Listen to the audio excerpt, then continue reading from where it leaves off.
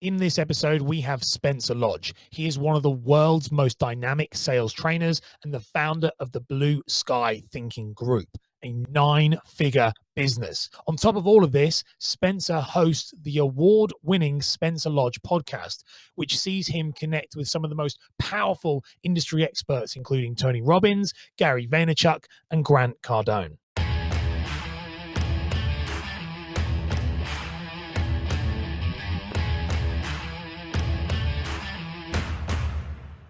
Mate, if you could do for me and for my audience, would you mind just giving an introduction to you and who you are and what you do so that we can get a concept around personal branding and where that fits in? Thank you for having me on the show, first of all. And then I get into a bit of a strange place to describe what I do. But basically, I try to help people make better decisions with their business. I help people make money. I help people understand that if you're in business, you've got to learn how to sell. And if you want to understand how sales works, then I'm the guy to teach you. I care very much about selling. I'm proud as a salesperson. And I'm proud that all of the businesses that I own are sales-centric and sales-focused. And so I come from a really positive place like that. And then anybody that tells me that selling's shit and selling's crap and they hate selling, watch it, I'm coming for you. I love, to be fair, I'll give you that, where when I first came across you, and this is what I'm going to say, because it's interesting you've set up, because I first stumbled across you, and this is going to sound really dodgy now, on the night before I got married. And it is really, really weird because you are friends with Gary Dass, and Gary Dass, I'm friends with Gary Dass because me and him both, I started in the mortgage industry making videos, and that's how I bumped into Gary quite a while ago now. I was getting married and you were on Gary's podcast and you said something very controversial, which caused him quite a bit of stick in the reviews about people who don't have insurance are irresponsible, in lots of other words, fucking irresponsible and blah, blah, blah. And it was the first time I heard something, I was like, oh, I like this guy. So then I got stuck in traffic the night before I got married and I found your podcast. And I listen to your podcast all the time. And I don't listen to anyone's podcast, but I do listen to yours. Yeah, thank you very much. Which is good. And I just binge listened to the whole thing because for the first time ever, and that's when I dive a little bit into your idea of sales, was I'd heard someone, you were like a connection. I knew someone who knew you. So it made it real, as opposed to, and I know you're friends with like Grant Cardone and people like that, but these people were like people who I'd never met, but you were someone who you were sat with one of my friends. You made it real all of a sudden. And you were speaking so much truths about sales, about how to sell, about the bad side that people talk about it. And also one thing I love about how people need to learn how to sell and they don't just do it overnight. Where did that kind of passion for selling come from? I know that you obviously have a long background in sales and we dive into how you then moved into a personal brand, but where'd that come from? You ever see an ugly bloke with a fit woman?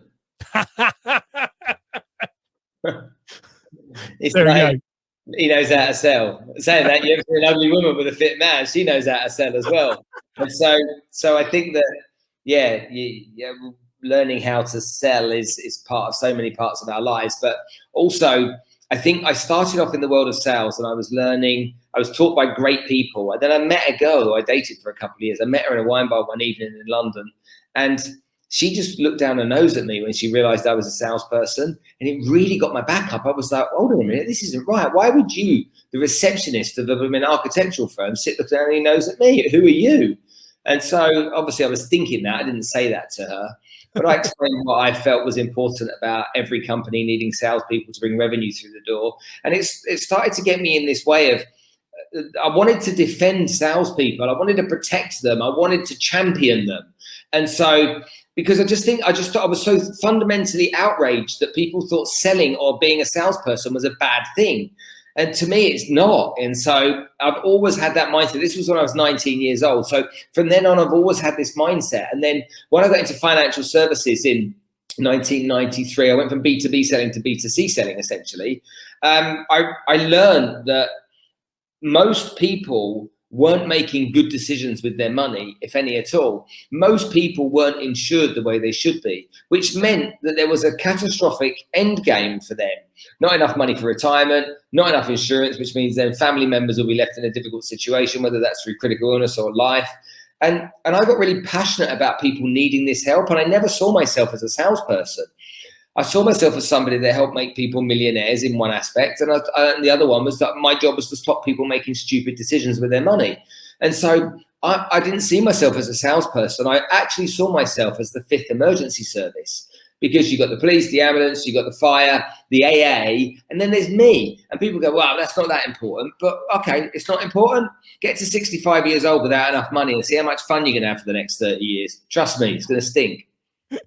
So where did this attitude, because something that I know within the circles of people who know you and people I know within that circles, and you said, I said to you, like, I wanted to have you on the show, but I haven't reached out for a while. And I'll give you the reason now we're live, is that you are notoriously known for being straight to the point and very honest guy. And that is the main reason I was thinking, until I feel comfortable enough to get him on, I don't want to be torn a new arsehole, is the truth. And so where did that come from? Because that's obviously where we say about the interview with Gary, that you're very honest, and you call a spade, and that's quite a rare trait, I would say, in a new, in the new world, like where everyone's worried about offending and everyone's worried about this. Like, where did that come from? What made you, have you always been that way? Have you always been straight talking, or what has built you that courage to be like, I'm going to say it as it is? So my mum doesn't have a diplomatic bone in her body, and so I'm sure that some of it comes from her, and she wouldn't mind me saying it. When people sit down when we go for dinner, with my parents live in Cyprus. If I go for dinner and they haven't met my mum and I before, sometimes people are a bit shocked. But look, I just don't like bullshit. And I've been on Clubhouse recently, and my God, is it people talking bollocks? It's like, shut up. I mean, all these people, I'm a coach, I can do this and I can do that. Well, what success have you had which will determine that you can do this? Oh, well, I've built a business that turns over £100,000. Minicab drivers turn over £100,000 a year if you take into consider business expenses. Who are you to be guiding the world on what's right and wrong? It's like me sitting down talking to people about being in the diagnostics industry, in the computer engineering space. It's like, imagine if I did a Clubhouse room, right, guys, let me just talk to you about it. It's like, what a load of nonsense. And so I feel that it's really important to cut through the crap. And I also think about the word offended. Look, being offended is purely subjective. What offends you may not offend me, and what offends me may not offend you. There's no one dies when they're offended. No one gets, Steve Jones says it perfectly. No one gets leprosy when someone's offended. You're deciding to be offended because how you receive that information. That's your decision and your choice. And my mum taught me when I was young to say over and over and over again, what you think of me is none of my business. What you think of me is none of my business. And so when it comes to people being offended, I'm really sorry. If I'm going to speak my truth and that offends people, then don't tune in, don't listen in, find somebody else to listen to. If you want sunshine and rainbows and cotton wool balls and all fluffy stuff, I'm not that guy. Now, there are people out there that do that, and there are people out there that respond to all that warm and fluffy stuff. I don't. And so I can't be anything that authentic to me, just like you need to be and everybody else. And I think that everyone should fight for the right to be true to themselves. Love that. I'm going to dive in now that you've mentioned the Clubhouse word. So it's thrown all my questions out the window now, because it's interesting you said that, which is great. What is your thought on Clubhouse? Can I honestly ask, what's your opinions as somebody, because this is one of my questions about, you're very open about TikTok, and we'll dive a little bit about pushing that. I see it in your stories. It was actually you that inspired me to get on TikTok, funnily enough, because you were talking about the people who have, that are putting up one a day, and they grew a big following. And I grew to like 15,000 in like a couple of months, purely from listening to you post one a day. So, but with Clubhouse, it seems to have been, for me, like, I don't go on it anymore. I've bowed out. There's always going to be another golden ticket, but it's a time dump for me. I think it is interesting. And I struggle to be interested. I struggle going in that room, and I disagree with 90% of what people say. But I can't be asked to get into an argument with people when my time's probably better off spent somewhere else. What's your take on Clubhouse? Do you think it's the next best thing? Do you think it's going to die out? What's your opinion on it? Okay, the platform, it's new, it's innovative, it's different. But like with TikTok, Instagram created Reels. I know that Twitter are bringing out something similar to Clubhouse. So will it steal a march on the Twitters of this world? I don't know. Look, there are lots of people that add really good value on there as well. So let's not just say everyone's a twat, because they're not. There's some brilliant ones on there. There really are some. But I think the problem is, that the rooms get too big. And then you've got the way that the person who's in charge of that room then ends up moderating it and inviting so many speakers up. Then everyone's putting their 2 pennyworth in on every single question that's asked. And I think it just could be orchestrated a little bit differently. I mean, the rooms that I enjoy the most are the really small ones. Yeah. And I've got stuff to learn too. So if I go to a place where I can learn stuff, then I want to be in an environment where I can learn what's relevant to me. But what I find really challenging, and guess what? There's a gazillion clubhouse rooms, and you and me are only getting exposed to a few of them based upon our likes and dislikes. But the first time I went on Clubhouse properly, I lost 4 hours of my life. Yeah. And I see people do that every day. I literally go in, Ashley Shipman's one. Okay, he's on it all the time. There are people in there for hours. And I'm like, did you not? Gary's like it. He's not anymore. He's disappeared. But Gary, like on my phone, he was going, Gary's pinged you. Gary's pinged you. I meant sent him a WhatsApp and was like, are you doing anything else? Well, one of the good things about being in Dubai is that Clubhouse is banned here. Oh. And so we're not allowed to use it because, I mean, you can use it with a VPN, but using a VPN is illegal here too. So Lauren Tickner and I had a little bit of a chat about that because she's quite prominent on it. But the other thing that you got to bear in mind is time zones. You know, if I'm talking to the UK, I'm 4 hours ahead. I'm talking to Australia, I'm 4 hours behind or 6 hours behind. If I'm talking to America, then the West Coast is 11, 12 hours, and then the East Coast is 8 or 9 hours. And so and again, in the Middle East, it's Arabic. So where do I fit in all of that? Does it help you grow your Instagram audience? Yes, absolutely. Does it help you connect with people you may not have connected with? Yes, which, you know, like all social media channels do. It just isn't that empowering when you've got 50 people all wanting to answer the same question. And that for me means then I'm listening to it in the background rather than participating. And if I listen to it in the background, then there's I'd rather listen to a specific podcast with 1 or 2 people talking and discussing a point than having that in the background. Because again, like all of us, we don't know who all these people are. Yeah, we can go to their Insta profiles and they can go, I'm the best thing since sliced bread. But I know some very high profile people on there that many of their clients don't like. And so there is that too. But has it got a future? It'll have a future as long as they've got money to invest in building it out. It'll have a future as soon as they get onto Samsungs and the other Android devices. And you know, they've already said it's worth over $1 billion at the moment. And one of the big investors is one of the big Silicon Valley investors. But just for me, it's just like I can't sit for hours and hours of people rambling on and you know, there's a lot of this hustle porn that goes with it as well. And I'm just not I'm 50 years old. I've been hustling and grinding since I was 18 years old. I've been grinding since I had my first job when I was 13. These people come on going, yeah, I hustle. I hustle. No, you don't hustle. You don't know what the word hustle means, really. Being on 4 hours on Clubhouse is not hustle.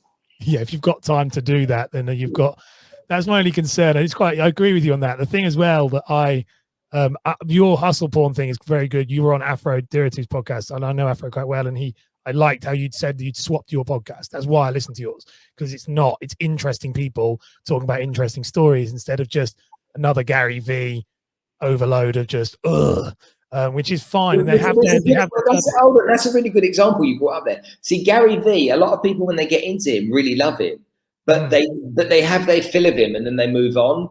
Yeah. And so, and I notice people talk to me about that, you know, because I'm a great fan of Gary's work and what he does, as many of us are. But you get to a point where you kind of stop. And there are other podcasts, you know, I like Rob Moore's podcast, but I prefer Rob when he's giving advice to when he's interviewing people. Yeah, and he's more charismatic than a lot of the people he interviews. That's the problem, I think, with Rob, is you want to listen to Rob talk as opposed to listen to him interview. Yeah, I just think Rob knows shit, and I think he's quite self-aware, and so because he knows shit and he shares it in a very kind of palatable way, I quite enjoy it. Nick Bradley's got a nice podcast as well. I like that too. But yeah, what I decided to do was get to a point. Well, I got to a point where I interviewed a guy that was on death row. That was similar to what happened. By chance, I watched his documentary on Netflix, and I'm like, do you know what? I want to interview you. And we did that into the one and only time we've been live on the podcast. And I've never seen a reaction like that before. I've never seen the amount of comments, feedback, horror, shock by so many people, but a man that 20 years on death row told the story so beautifully that he had us just sitting on the edge of our seats all the way through. And in that moment, I was like, this matters. This means something to me. And I want to do more of this. And so that's then how it started to shift in different directions. And don't get me wrong, I still have entrepreneurs on there. I still have people on there. Now I've got, what's his name, Kerwin Ray's on next week. I've got Eric Worre, the superstar from Network. He's great, he is, by the way. He's brilliant. I love him. But you know, my podcast has given me the chance to do a TV show. And if had I not moved in the direction that I went into, I wouldn't have had the chance to do that. And I think that you know, that says a lot for what people want to listen to, because I think a lot of the time, again, Ash, a lot of us think we know what people want, but the measurement of that is them telling you with their viewing numbers and downloads. And so, and the comments. I mean, you take Annika Lucas, sold into a paedophile ring in Belgium when she's 6 years old, raped every weekend by politicians and wealthy businessmen. Horrible. You go on YouTube and look at how many comments on a I mean, literally hundreds and hundreds and hundreds of comments. 3 or 4 idiots going, I don't believe it. But the rest is just people going, how is this real? And so, yeah, those types of things really matter to me. And you know what, if my sponsors, because my sponsors are a company called Najahi, which is like the success resources of the Middle East. If they said to me, Spence, you know what, this is not in line with us anymore, so we're going to pull the sponsorship, I'd probably say, fine, I'm keeping doing what I'm doing because it's what matters to me. I think that's something that's really interesting to hear, that, because it's one of the reasons why I keep coming back week in and week out. When I go for my run, I always listen to your episodes. And I say this before, because I always say to people, I don't have time to listen to most of the time. You know, I've got a newborn baby. I'm trying to get a business off the ground. It's just never going to happen. But I do run once a week where I'll go for an hour run and I'll listen to your show. And I normally know what's coming because I know I've seen it, you know, follow you on Instagram and all that stuff. So I know it's coming. I think it's really great to be self-aware. That's really interesting to highlight, that you're very self-aware of, by pitting, you've moved into a whole different niche and a different market, which means it's more enjoyable for you. Because I think there is millions of, that's my only concern when you look at podcasts, which is something I looked at when I did my one, is there is so many of the same. Like with this one, I was like, I don't want it to be another marketing podcast, because it just drops into the ocean with everything else. It has to be something. And that's what I said to you about doing micro stuff, was like, okay, I'll do something that's short, sweet, so you can get on to listening to your type of podcast, because there's escapism and there's education. I think people like the sound of their voice too much a lot of the time when it comes to podcasting, and they just waffle on for an hour. Just think, yeah, you're absolutely right. I've seen that. I've had a couple of guests that have done that as well. Thinking, I only asked you one question, Jesus Christ. But I mean, and again, some of the podcast episodes are 2.5 hours long. They get obviously edited. There was a guy the other day. What happened to him? He was the guy in Ecuador. What happened to him? He was a university student studying classics at Cardiff, like proper good boy. Ends up bloody bringing cocaine in from Ecuador and Colombia. Eventually gets caught, goes to jail for 12 years in Ecuador, in one of the worst prisons in the world, and tells you what goes on when people get. You know, they had riots recently, and there's videos that I'm not even going to share with people, but people having their hearts cut out and being beheaded, and like really horrible stuff. And this lad from England, from Gloucestershire, you know, is having to sit and expose himself to that. And so, yeah. But you know what? It's like, you know, I always tell people, if you're passionate about something, then go in that direction. And I didn't know I was passionate about this kind of stuff, but I was always the guy that would watch the Goalcast videos, the uplifting motivational videos. Yeah. Like, wow, what a story.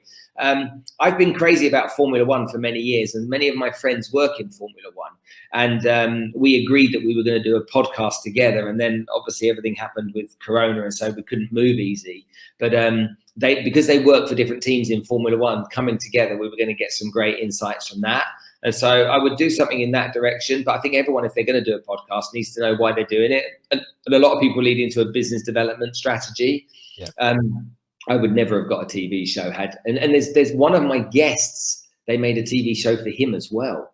So unless you're really care about what you do, and you're focused on doing stuff that can really make a difference to people, and really just stop them while they're with their cup of tea and just think for a little bit, maybe how lucky they are, or how blessed they are, or how life isn't maybe so bad as they think it is, just because they've got a lockdown in their country, when there's other people that are living horror stories on a daily basis. It's incredible. I think it's really, and I think it's needed, and there's not as much of it as people actually realize. So I think that's a great one to have.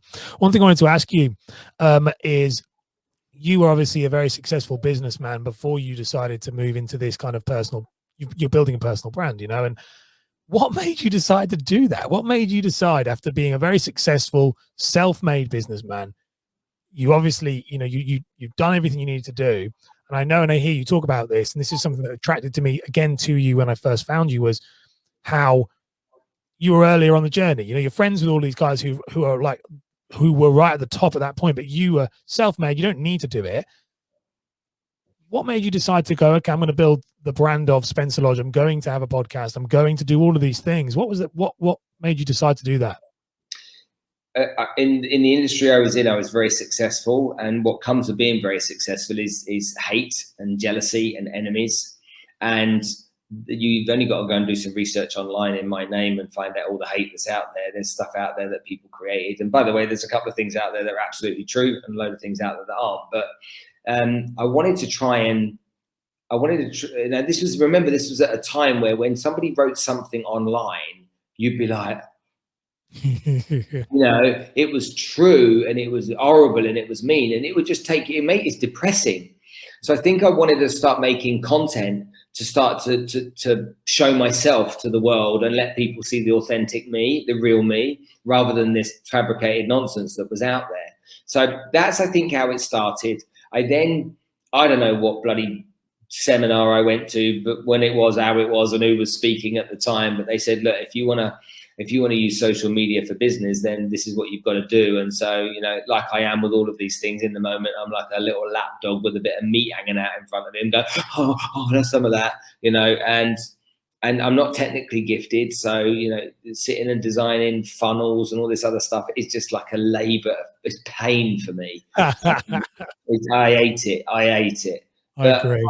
But I learned that I liked making content. I learned that I liked making videos. I learned that I liked, you know, the podcast started 2 years ago. I learned that I liked doing stuff like that. And so that it comes from a place of enjoyment. You know, if I look at the kind of the wealth that I created for myself before I started doing this, and had I just stayed on the same trajectory, I'm sure the wealth would have been much more. But I'm just so not money driven anymore. And a lot of people say that, I just want to help people. Well, no, you don't. You want to help people as long as there's something in it for you, really. Whereas I don't, you know, I there's nothing in it for me. I don't need anything. I help people because I want to help them. And I think that I like to be surrounded by people that have got ambition and drive and passion to do something. You know, one of the most remarkable women I know, Sophia de Mossison, she is an epic human being. She's married, husband does okay for himself. She gives all of her salary, every penny she earns, to charitable organizations, every penny. And she's got 4 kids, and she genuinely she's so driven by her purpose to try and help make the world a better place, that being around people like that with such purpose just takes you to a whole nother level in your mind about, you know, the difference you can make and what you can do. And whilst we've all got to make money while we're young, we've all got to pay the bills, we've got kids and all that kind of stuff, you've got to get into be caring very much about what you do. And a personal brand just helps that. I love that. That's something actually that did if you said it then, I thought, because I've got to try and throw my memory back like 2 years ago when I started to actually follow you, as to why I followed you, because I've followed you for so long now on different platforms that I've kind of forgot why. And you're saying these things, not forgot why obviously, but like you're saying these things, and I'm like, yeah, one of the reasons that I quite found you interesting was that you said you were successful, so there was no need for you to build a brand if you didn't have to. That's always one of the questions I was like, if I ever speak to you, that's the thing I wanted to ask, is because it interested me, because you could see it's not something done out of money. And when you remove the money thing, and I know me being a coach for people with personal branding, when the money element is involved, it's very difficult, because we're always looking for a return quicker than we need it to be. And then you stop the growth that could potentially happen. So with you, it was interesting to see you were like, it was like watching, which is why it probably does. It's like watching a kid in a sweet shop being able to do what he wants to do whenever he wants to do it, and growth happens. That's a really good point. There is that to it. I think everyone, when it comes to personal brand, not everyone, many people think a brand is a logo. They think it's an image, and it's just not. And they misunderstand that. But they also think that building a brand means they can build them riches by building a brand. And it took a long time for Coca-Cola to get to the point where people started knocking on there's a combination. You can't just be into building your brand. You still have to be in business development if you need to make money, and that needs to run alongside you building your brand. Now, that doesn't mean you don't outreach people. Of course you do. It doesn't mean you don't send DMs. Of course you do. Cold call. Well, I don't cold call, but some people do. You've got to find clients. You shouldn't rely on the personal brand to find clients until it's like that axis. It's got to cross. There has to be a point on that sliding scale where it crosses, where it gets to that point, okay, and your business development is then overlapped by the value of your brand. And because most people give up very quickly, that never happens, because some people see it costs them money and takes a lot of time, okay, then it takes even longer to happen. And then the ones that go both feet up to their neck in it and accept it for what it is, and accept there's going to be late nights, weekends, and other kinds of stuff that has to happen for it to all come together, they're the ones that in the end get there. But no matter how big your personal brand is in a lot of spaces, my great example was my dad. I interviewed Tony Robbins, and I said to my dad, "What do you think of the interview with Tony?" And he's like, "Who is he?" And I'm like, "Well, it's Tony Robbins, Dad." He's like, "Yeah, he's a bit arrogant, isn't he? He's really tall, bit arrogant." He goes, "What's he do then?" And I'm like, "Dad, it's Tony fucking Robbins." The guy from Shallow Hal, isn't it? Yeah, you've got a clue who it is. And I'm like, clearly Tony Robbins' personal brand hasn't evolved to my dad in the UK, 75 years old. I'm sure if Tony Robbins was driving a Land Rover, a 1963 Land Rover, my dad would know exactly who he is. But yeah. That's very true. I like that. That's such a great, because I think that's got my head going. That's very true. One thing that for me with building a personal brand, some of the best advice I was given, and it's my best mate, and he's like been my best mate since I was a kid. Like, we are so chalk and cheese, it's not even the same. Like, he's a barrister, he's dull as sin, he's amazing, I love him very much. And he was the one that framed it for me when you saying you could jump in like head first and stuff. I remember saying, I wanted to make this work, and it was a couple of years ago now, and I said, I want to make it work and stuff. And he said, "Ash, I trained for 9 years to become a barrister." He said, "And you are moaning because it didn't happen in 3 months." He said, "If you want it to be successful," he said, "just because of the degree or the thing," he said, that's irrelevant. He said, "The reason I'm a barrister is because I've got 9 years of experience before they even let me loose." And he was like, "And you have to do 9 years of this before you can really be worth anything." And it really, like, it hit you for some reason when it comes to online and social media. We want it now, but a doctor, a lawyer, a financial advisor, like an IFA, they take years and years to perfect their craft. They do. You're absolutely right. And sales is the same thing. But what you also have to learn, and this is where people get it wrong with brands, is you have to play to your strengths, and you have to understand, if you're going to use social media to build a brand, you need to understand what the different channels are, how they can work for you, how they can work against you, how they're changing, and not just be the dummy that keeps repeating things over and over again. So a little example is TikTok's been out there, and guess what? Instagram Reels has just started here in the Middle East anyway. You've had it for a while. Yeah. Now, if you publish your stuff on Reels, it's better than publishing your stuff on Stories at the moment, because the organic reach from Reels is stronger. So, but know that, if you're building a personal brand, be aware of that. TikTok's another example. Dr. Julie Smith, okay, is a great example on TikTok. Dr. Cody, the chiropractor. We've got a guy here in Dubai called Arash Zad, and Arash is a lawyer. And Arash, I'm like, "Arash, right, so what you got to do?" And he's like, "What?" I'm like, "You're going to make videos, 1-minute videos every day of you teaching somebody about one of the laws here in Dubai." And he's like, "What?" And that's what you're going to do. He's like, "What, on that dancing channel?" And I'm like, "Yeah, on the dancing channel." And I'm like, "What are you going to do?" Okay, he said, "Yeah, but I charge for my knowledge and my experience. I studied for 9 years. Okay, so why would I give it away for free?" I'm like, "Because if you give it away for free, you help add value to people, they'll come to you." He's like, "No." Anyway, so a year went by, and I'm like, "Arash, please do it." Anyway, begrudgingly he did it, yeah.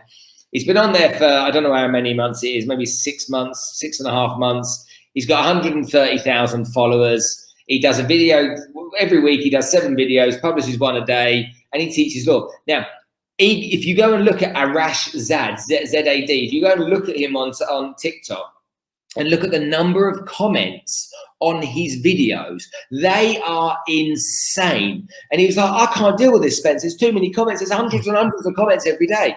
So I said, redirect them to a website. And when you redirect them to a website, okay, what I want you to do, okay, is to give them an option to get to do some business with you. And so he went away and thought about it. He come back, he said, right, so I've got 3 options. One is a 15-minute call, one's a 30-minute call, one's a 1-hour call. Each have a price. Most popular one with an arrow pointing down at the 30-minute call. So he sends those comments now to a website. People go to the website. They pay money to have a 15-minute conversation with him rather than him answering the questions for free. They pay. And he now, after doing this for 6 months, bear in mind, he's a lawyer that's been established. He's been a lawyer for 20 years. More than 40% of his clients are coming from TikTok. Yeah. More than 40% of his business revenue comes from clients on TikTok. And he's like, you know, head blown, explosion, doesn't understand it, can't believe it. You know what? They call him the TikTok lawyer now here. And he loves that. He's like, yo, you know, that's me. You know, Spencer, there's other people copying me. You know, there's other lawyers doing the same thing. You know what? I take that as a compliment. I'm like, you were doing bugger all 12 months ago, you bastard. I love it because that's what I love. Do you know what you're saying? Things there that remind me, because I've got a client of mine who's called Carla Edwards, she's on LinkedIn doing TikToks. She's an insurance person in the UK. She dresses up as Superwoman, and she's my client. And she dresses up as Superwoman, and she does a lot of stuff like you. Like one of her videos yesterday was a woman saying, "Should I have insurance? Yes or no?"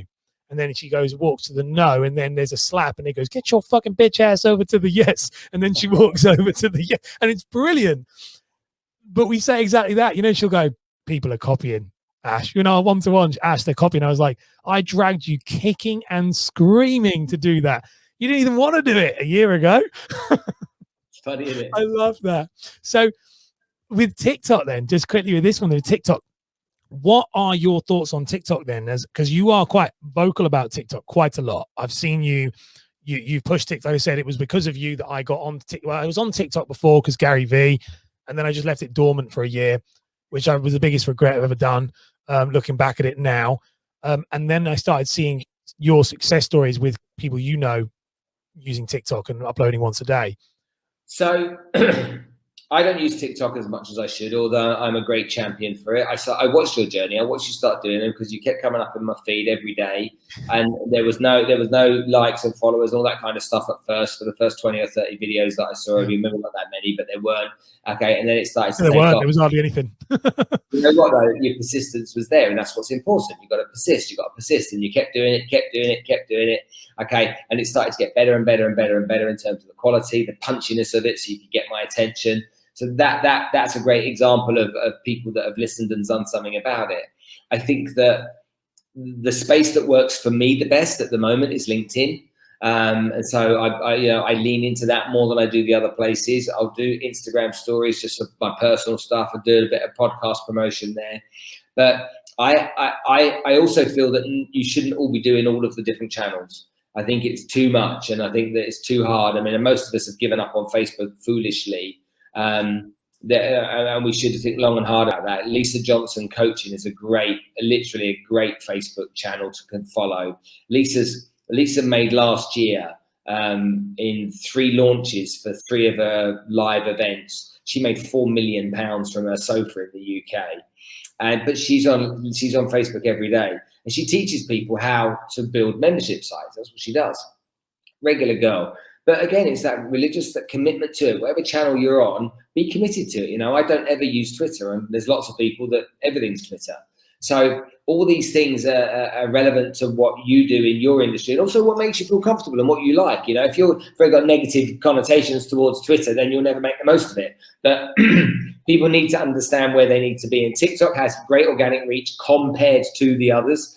LinkedIn has great organic reach compared to the others. And so lean into what can help you, lean into a wave that you can ride on the crest of, lean into the ability to understand how you tag and partner with other people to be able to increase your audience as well. But also have a really clear objective. Why are you trying to build an audience? You'll see on Instagram, I've had 29,000 followers for forever. I don't spend any money, not a penny. Okay, but I've got 27,000 followers or connections on LinkedIn who are highly engaged, and I generate a lot of business opportunities from. So you've got to work out what's right for you. And if you don't know the answer to that, you can go into this fantastic website. I'll give you the details of it. Okay, it's google.com. Okay, and you type into that. Works it out. My dyslexic brain. Yeah. I'm sitting there going, what is he saying? I was about to I thought, should I make a note? I went to Google and type your question, because you'll find there's a gazillion answers. And if you can't read, type it into YouTube and there'll be a billion videos telling you the answer. But don't sit there going, I don't know how to do it, and just throw the towel in, because the only person that loses is you. It's interesting. Do you know what? There's a really interesting thing you just said then, which I love about Facebook. That's really important, because it was something I was speaking with a client about yesterday, which it's weird that you're saying things. I've got these questions that I've got for you, and you've naturally gone through them before me even ever reaching them, which is great. But like Facebook, someone said about Facebook saying my biggest pet hate is the amount of people saying Facebook is dead, and everyone keeps going, Facebook's dead, Facebook's dead, Facebook's dead. And I said, and I was chatting to a client yesterday and said, do you know that the most predominant user of Facebook is between the ages of 18 and 34? So when you sit there and say that your grandparents or this, they're the people on it, they're between 18 and 34 are the main users, and that more people between that age use Facebook than all the other platforms combined. That's actually dead. So when people sit there and say it's dead, it's just utter bollocks. Utter bollocks. And this is a way to go back to Clubhouse of, it's because people are spouting stuff that people think are an authority without looking at the data and the actual facts behind it. Facebook is incredibly powerful, to the point where literally these last couple of weeks I've been thinking, as you said, foolishly the same. I've been the same. I've just never touched it, because I've thought, no, I'll go to the more shiny ones. And it's interesting. It's very interesting, actually. We're all moved to TikTok and Facebook and LinkedIn, which is I like TikTok. I like my main one, really. Don't really have a main one. It was LinkedIn, but like now it's more podcasting. I'm kind of getting my head around which one is which. They all bring me in business. But Facebook seems to be a beast that people are just not paying attention to. Yeah, I would agree. Massively. So to end up this interview, mate, what are the final question, that will definitely be clipped? This one is, because it goes out every Friday. What are the what top 3 tips would you give to somebody if they were starting their personal brand right now? What is Spencer Lodge's top 3 tips? If you're building a personal brand, my first piece of advice would be, who are you building it for? Okay, really understand who are you building it for. Number 2, the second piece of advice is, you must be patient. I know it's said a lot, but you must be patient. Rome wasn't built in a day, no more than your brand will be. And also, this is like sales. When you're in sales, a lot of people say, what are the key ingredients to be a good salesperson? What are the characteristics? And people will say, closing or rapport building or listening or having a great attitude. Yeah. And that's just all bollocks. Okay. To be successful, you must have a system. Okay. Now, whether you steal somebody's, clone somebody's, or create your own, it doesn't matter, but you must have a system. And that system allows you to execute on that system every single day. And so for me, having a system is the most important thing. In sales, you don't need to be the best salesman with the best closing ratios. You just need to see more people. And so if you've got a system, you will. And if you're building a personal brand, it's like understanding, right, so I've got these different channels to use. Which are the primary ones? Which are the secondary ones? Which am I going to focus on? I'm going to focus on that. Am I going to commit to doing, 7 videos a week, 1 a day? If I am I going to do that 30 once a month? Am I going to do 7 once a week? I'm actually going to do once a day. What's my strategy? Is Saturday morning record my TikTok videos morning. Then if I'm going to use LinkedIn to build my personal brand, how am I going to engage with people? Am I going to use a video? Am I going to use an image? Or am I just going to ask questions straight on LinkedIn? What's my plan? What's my strategy? Then, okay, if I'm no good at graphic design, what am I going to do to get somebody to help me do that? Am I going to go and do a course and learn how to do it? I'm going to outsource it to a Fiverr or people per hour type scenario. And what is my structure? And it's just like a business plan. You've got to know what you're doing. You've got to know how you're doing it. You've got to know why you're doing it. And the most important thing, okay, is you've got to really understand why. And don't tell me it's just for money. It can't be just for money. There's got to be more to it than that. And lastly, advice on doing personal brands is please fall in love with the process. Because if you don't, it'll be painful. And if it's painful, you know what happens. You'll give up. And then that doesn't help anyone. I was trying to think about how I can do a mic drop moment then, but I realized that my mic is attached to a fucking arm. Boom. That's brilliant. I love how you're passionate. You can see it as you start. You start off with, I'm going to give it one. And then the second one started to go, seeing the propellers going. That was brilliant. Spencer, it's been amazing to have you on. If people want to connect with you, obviously you've already said it all the way through this, but if people want to connect with you, if they want to find out more about you, where's the best place to go? Well, luckily for those people that give a shit, my name sounds like an old people's home. And so if you can't find Spencer Lodge out there on Instagram, spencer.lodge or LinkedIn, if you can't find it, go to spencerlodge.tv is my website. But I'm out there. There is a hotel in New Zealand in a place called Rotorua that's called Spencer Lodge. Okay, it's the sulfur capital of New Zealand, so it stinks like rotten eggs. I'm not a hotel, okay? So I'm the other one. I love that. So spencerlodge.com was not available. You know what? I even called them up and said, do you want to sell it to me? I offered them 5,000 quid for that. They're like, no, thanks. I was like, bastards. I love that, mate. Thank you so much for coming on. I'm going to end the interview now and then obviously...